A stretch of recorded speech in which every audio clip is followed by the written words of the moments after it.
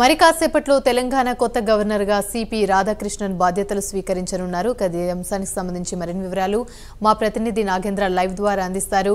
నాగేంద్ర, చెప్పండి, మరి కాసేపట్లో ప్రమాణ స్వీకారం చేయనున్నారు కొత్త గవర్నర్ గా సిపి రాధాకృష్ణన్. దీనికి సంబంధించి పూర్తి అప్డేట్స్ ఏంటి? Thank you Yamini.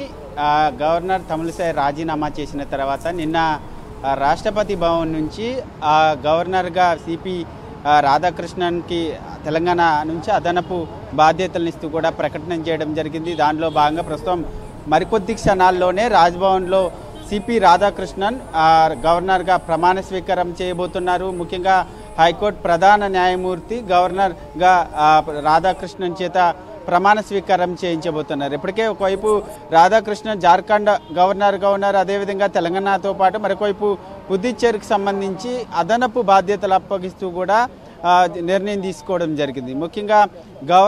ముఖ్యంగా తెలంగాణకి శాశ్వతమైనటువంటి గవర్నర్ నియమించే వరకు కూడా ప్రస్తుతం రాధాకృష్ణ అదనపు బాధ్యతలు చేపట్టబోతున్నారు. ఇప్పటికే ఒకవైపు రాజ్భవన్కి సీఎం రేవంత్ రెడ్డితో పాటు అదేవిధంగా హర్యానా గవర్నర్ బండారు దత్తాత్రేయతో పాటు మరొకవైపు ఇతర మంత్రులతో పాటు ఎమ్మెల్యేలు ఎమ్మెల్సీలంతా కూడా ప్రస్తుతం గవర్నర్ రాజ్భవన్కి చేరుకున్నారు. మరికొద్ది క్షణాల్లో అంటే 11-15 నిమిషాలకి రాధాకృష్ణన్ గవర్నర్గా ప్రమాణ స్వీకారం చేయబోతున్నారని చెప్పాలి యామిని.